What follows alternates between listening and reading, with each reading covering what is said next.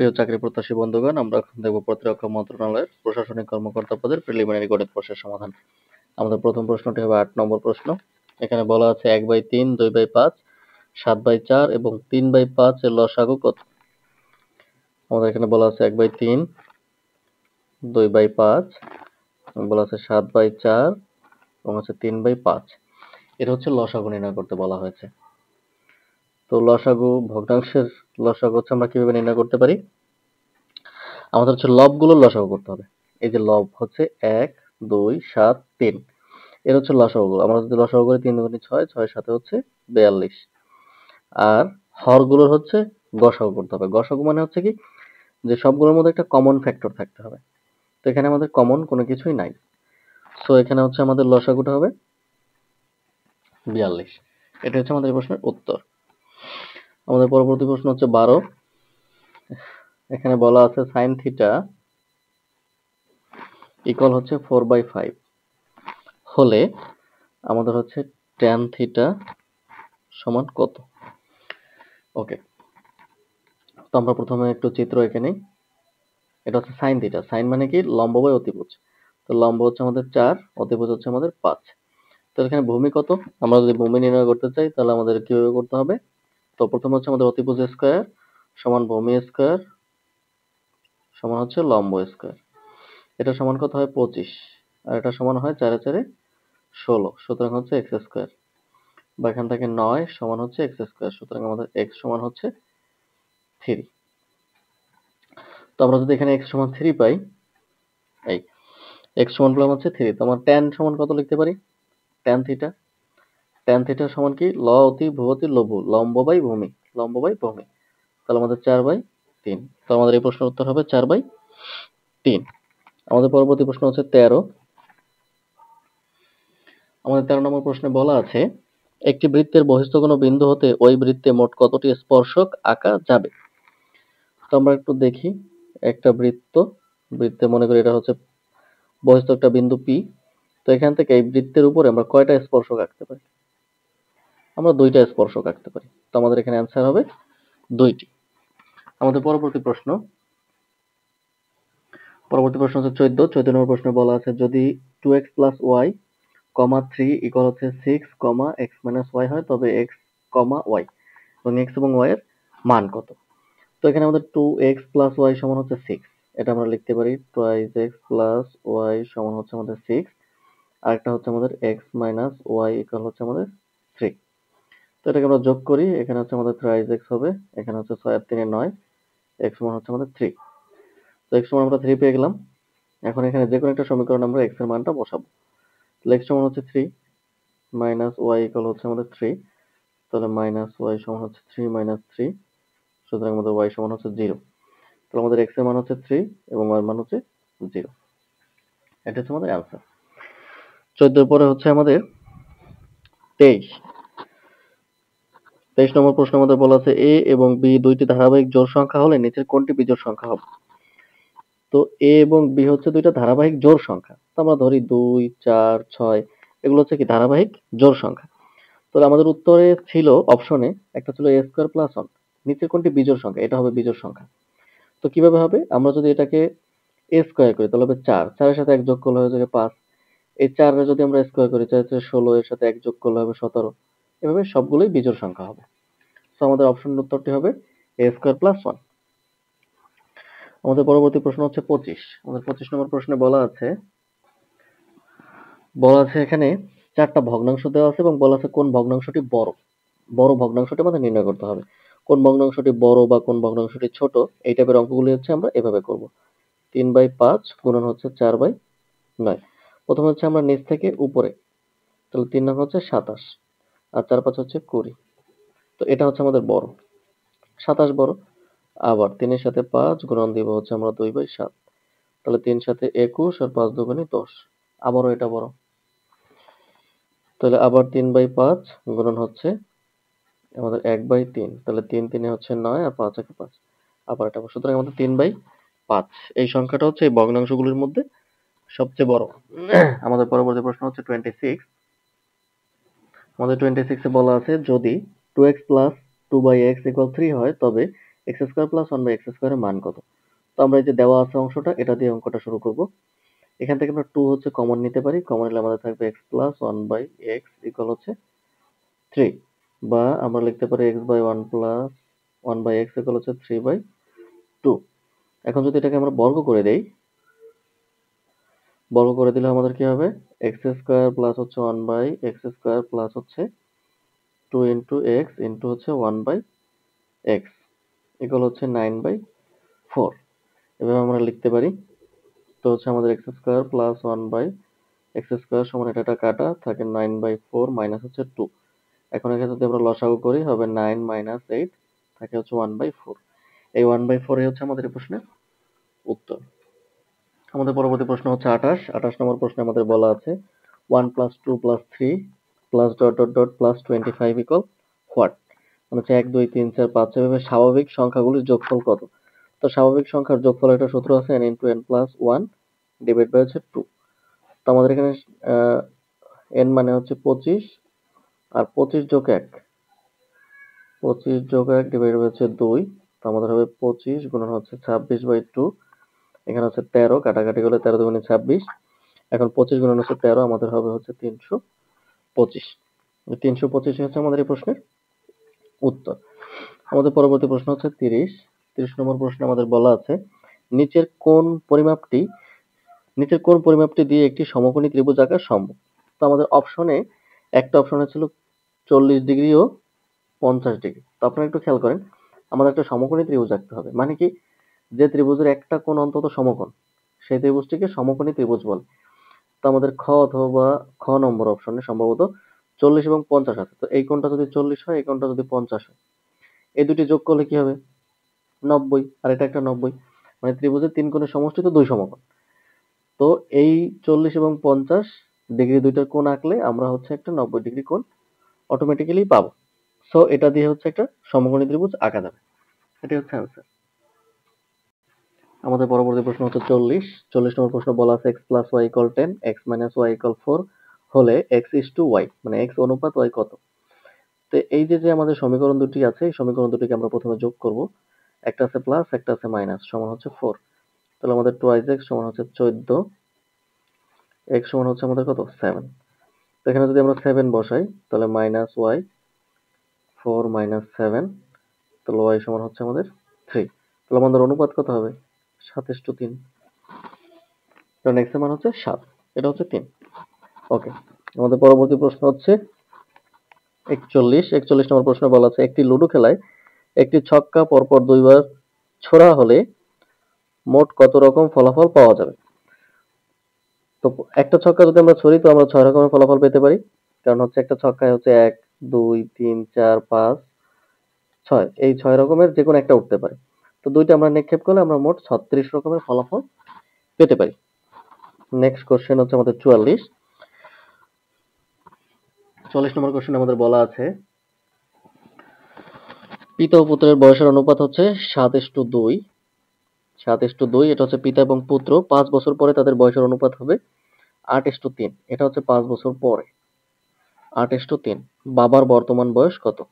তো এটা হচ্ছে তাদের বর্তমান বয়স। তো আমি ধরি বাবার বর্তমান বয়স 7x আর পুত্রের বর্তমান বয়স হচ্ছে 2x। এখন 5 বছর পরে আমি 5 যোগ করে দিব উভয়ের বয়সের সাথে, তাদের বয়সের অনুপাত হবে 8/3। এখন যদি আমরা আড়াআড়ি গুণ করি তাহলে আমাদের 8 দুগুণে 16x, 5 8 40, 3 7 21x, 3 5 হচ্ছে আমাদের 15। তো এখানে হচ্ছে আমাদের 16x মাইনাস হচ্ছে আমাদের 21x, 15 মাইনাস হচ্ছে আমাদের 40, 6 আর 4, তাহলে আমাদের থাকবে হচ্ছে 5 মাইনাস হচ্ছে 5x, এখানে হচ্ছে 20 মাইনাস হচ্ছে 25। সুতরাং আমাদের x সমান হচ্ছে 5। ওকে, x সমান যদি 5 হয়, এটা হচ্ছে বাবার বর্তমান বয়স 7x। তো 5 সাথে 35 বছর। তো বাবার বর্তমান বয়স হচ্ছে কত, 35 বছর। আমাদের পরবর্তী প্রশ্ন হচ্ছে 46। এখানে বলা আছে তিনটি ক্রমিক সংখ্যার যোগফল হচ্ছে 159। বৃহত্তম ক্ষুদ্রতম সংখ্যার বর্গের অন্তর কত। তো তিনটা ক্রমিক সংখ্যা আমরা যদি একটা x লিখি আর একটা x প্লাস 1 আর একটা লিখতে পারি হচ্ছে x প্লাস 2, এটার যোগফল হচ্ছে 1 5 9। তো এখানে আমাদের x আছে কয়টা, তিনটা। তাহলে 1 5 9 বিয়োগ হচ্ছে 3, 1 আর 2 যোগ করলে হচ্ছে আমাদের 3। তাহলে আমাদের এখানে x সমান কত আসবে? 156 ভাগ 3 5 15, 3 9 6, 52। তো আমাদের ছোট সংখ্যাটি হচ্ছে 52, বড় সংখ্যাটি হবে 53, তার বড় সংখ্যাটি হবে 54। তো সবচেয়ে বড় এবং সবচেয়ে ছোট সংখ্যার বর্গের অন্তর জানতে চাওয়া হয়েছে।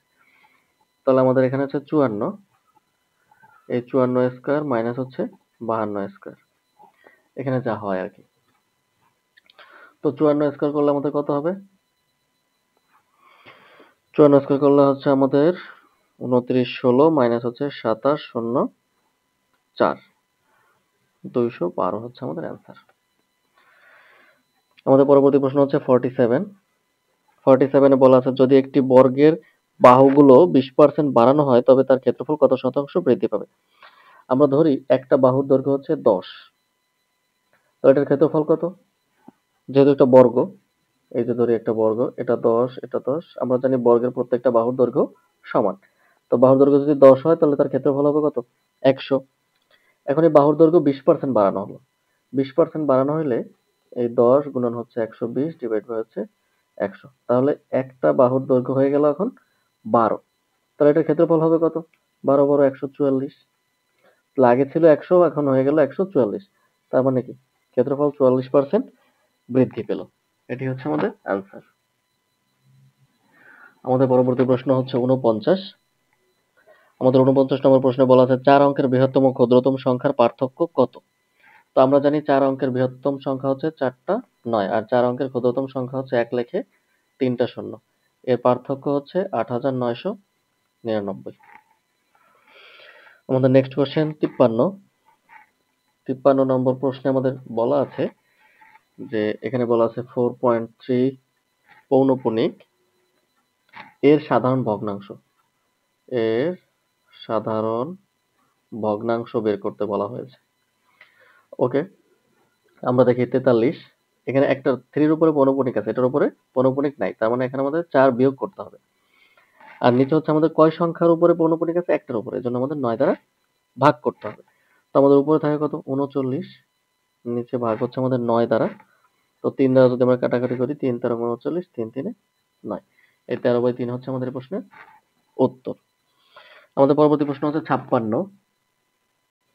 আমাদের 56 নম্বর প্রশ্নে বলা আছে a ইকুয়াল হচ্ছে 1 2 3, এটা একটা সেট, আর b ইকুয়াল হচ্ছে 4 5 6, এটা আরেকটা সেট। আমাদের প্রশ্নে বলা আছে a মাইনাস b। এখন এর যে উপাদানগুলি আছে এর থেকে b এর উপাদানগুলি হচ্ছে বাদ যাবে বা বিয়োগ যাবে। তো এর মধ্যে যে উপাদানগুলো আছে এ b হচ্ছে এখান থেকে বিয়োগ করা যায় না। কেন যায় না? কারণ এর মধ্যে তেমন কোনো উপাদানই বিয়োগ করার মতো নেই। সো তাহলে আমাদের এখানে অ্যান্সারটা হবে 1 2 3। মানে কোনো কিছু যদি বিয়োগ করা না যায় তাহলে এই যেটা এক্সিস্টিং, যেটা থেকে বিয়োগ করা হবে সেটাই হচ্ছে অ্যান্সার হবে। আমাদের পরবর্তী প্রশ্ন হচ্ছে 60। আমাদের 60 নম্বর প্রশ্নে বলা আছে একটি সংখ্যা আরেকটি সংখ্যার 2/5 গুণ, সংখ্যা দুটির যোগফল 98 হলে সংখ্যা দুটি কত? তো আমরা যদি একটা সংখ্যা x ধরি, আরেকটা হবে কত? 2x/5। এখন আমাদের বলা আছে দুটোর যোগফল হচ্ছে 98, আমরা দিয়ে দিলাম 98। তো এখন যদি আমরা লসাগু করি, এখানে 5, তাহলে এখানে হচ্ছে আমাদের 2x প্লাস হচ্ছে আমাদের 5x ইকুয়াল হচ্ছে আমাদের 98। তাহলে আমাদের এখানে উপরে 7x ডিভাইড বাই হচ্ছে 5 ইকুয়াল হচ্ছে 98। 7 দ্বারা যদি কাটাকাটি করি আমাদের হচ্ছে 7 কে 7, 4 7 28, 7 দ্বারা কাটাকাটি 5 14 হচ্ছে আমাদের 70। আমাদের x সমান হচ্ছে কত পেলাম? 70। তাহলে আমাদের একটা সংখ্যা হচ্ছে 70, আর একটা সংখ্যা হবে 2 into 70 ডিভাইড বাই হচ্ছে 5, 5 14 70, 14 দুগুণে 28। তো আমাদের একটা সংখ্যা হচ্ছে 70 এবং অন্য একটা সংখ্যা হচ্ছে 28। আমাদের পরবর্তী প্রশ্ন হচ্ছে 63। 63 নম্বর প্রশ্নে বলা আছে a ইকুয়াল হচ্ছে ফাঁকা সেট হলে পাওয়ার অফ a সেট সমান হচ্ছে কত? তো যেহেতু a নিজেই হচ্ছে একটা ফাঁকা সেট, সো এখানে আমাদের পাওয়ার অফ a এর মানও একটা ফাঁকা সেটই হবে। এটাই হচ্ছে আমাদের অ্যান্সার। আমাদের পরবর্তী প্রশ্ন হচ্ছে 64। 64 নম্বর প্রশ্নে বলা আছে ক্রয় মূল্য ও বিক্রয় মূল্যের অনুপাত হচ্ছে 4:5 হলে লাভের পরিমাণ কত? আমাদের ক্রয় মূল্য হচ্ছে 4 ইস্টু বিক্রয় মূল্য 5। তো আমরা এটাকে ধরে নিই 4x, আর এটাকে ধরে নিই হচ্ছে 5x। তো আমাদের এখানে লাভ কত হবে? বিক্রয় মূল্য বিয়োগ হচ্ছে ক্রয় মূল্য, লাভ হচ্ছে আমাদের এক্স। লাভ বা ক্ষতি সবসময় কার উপর ডিপেন্ড করে? ক্রয় মূল্যের উপরে। তো আমাদের 4x টাকায় লাভ হয়েছে x টাকা, 1 টাকায় কত? 100 টাকায় কত? x x কাটা 4 25 100, সুতরাং আমাদের এখানে লাভের পার্সেন্টেজ হচ্ছে 25%। আমাদের পরবর্তী প্রশ্ন 70 নম্বর প্রশ্নে বলা আছে 1 থেকে 22 পর্যন্ত 3 দ্বারা বিভাজ্য সংখ্যাগুলোর মধ্যক কত? তো 1 থেকে 22 পর্যন্ত 3 দ্বারা বিভাজ্য সংখ্যা কয়টা আছে এটাকে আমরা লিখি 3 6 9 12 15 18 আর হচ্ছে 21। এখন মধ্যক যদি আমাদের বের করতে হয় তাহলে এই পাশে থেকে তিনটে বাদ দিই, এটা হচ্ছে আমাদের 12 মধ্যক। এই 12 হচ্ছে আমাদের অ্যান্সার। আমাদের পরবর্তী প্রশ্ন হচ্ছে 72, এখানে বলা আছে b পাওয়ার x ইকুয়াল হচ্ছে 64। তো এটা হচ্ছে আমাদের x এর মানটা বের করতে বলা হয়েছে। তো আমরা উভয় পক্ষে যদি log b কমন নেই তাহলে আমাদের এখানে হচ্ছে bx, এখানে হচ্ছে আমাদের log b 64। তো x টা হচ্ছে আমরা এই পাশে নিয়ে আসি, আর log a এর মান হচ্ছে 1, তাহলে আমাদের x সমান থাকবে হচ্ছে log b 64। এটি হচ্ছে আমাদের অ্যান্সার। আমাদের পরবর্তী প্রশ্ন হচ্ছে 76 নম্বর প্রশ্নে বলা আছে 9টি সংখ্যার গড় 63, প্রথম 5টি সংখ্যার গড় 60 এবং শেষ 5টি সংখ্যার গড় 65 হলে পঞ্চম সংখ্যাটি কত? তো আমাদের 9টা সংখ্যার গড় হচ্ছে 63, তাই মোট 9টি সংখ্যা মোট কত হবে? 9টি সংখ্যার মোট হচ্ছে আমাদের 567 হয়। তাহলে প্রথম 5টার যোগফল কত? প্রথম 5টির যোগফল আমরা একটু দেখি। প্রথম 5টার গড় হচ্ছে আমাদের 60, তার যোগফল হবে হচ্ছে 300। এখন দ্বিতীয় 5টির গড় হচ্ছে আমাদের কত? 65। 5 5 25, 5 হচ্ছে 2, 5 6 30 আর 2 হচ্ছে 32, টোটাল করলে হয় 5 2 6 625। তো এখন হচ্ছে আমাদের মাঝখানে যে সংখ্যাটা বলা আছে পঞ্চম সংখ্যাটি কত? আমরা পঞ্চম সংখ্যাটি বের করতে পারবো যদি এই 625 থেকে আমরা 567 বিয়োগ করি। এটা বিয়োগ করলে হচ্ছে 58 হয়। এই 58 হচ্ছে আমাদের 65 সংখ্যাটি। আমাদের পরবর্তী এবং শেষ প্রশ্ন হচ্ছে 79 নম্বর প্রশ্নে বলা আছে একটি রম্বসের কর্ণদ্বয়ের দৈর্ঘ্য 15 সেন্টিমিটার এবং 8 সেন্টিমিটার, রম্বসের ক্ষেত্রফল কত? আমরা জানি কি রম্বস কাকে বলে? যে চতুর্ভুজের 4টি বাহুই সমান কিন্তু কোনো কোণেই সমকোণ না। 4টি বাহুই সমান হবে কিন্তু কোনো কোণেই সমকোণ হবে না। তো একটু খেয়াল করুন, আমরা এই যে লম্বা যে কর্ণটা আছে, লম্বা কর্ণটা আমরা ধরে নিব 15, আর এই যে ছোট যে কর্ণটা আছে এটা ধরে নিব হচ্ছে 8। আমরা জানি কর্ণের ক্ষেত্রফলের সূত্র কি? কর্ণের ক্ষেত্রফলের সূত্র হচ্ছে হাফ ইন্টু কর্ণদ্বয়ের গুণফল। তো আমরা হাফ গুণ করি, এখানে হচ্ছে 4 আর হচ্ছে আমাদের 4 15 60। এই 60 হচ্ছে আমাদের কর্ণের ক্ষেত্রফল, সরি বর্গের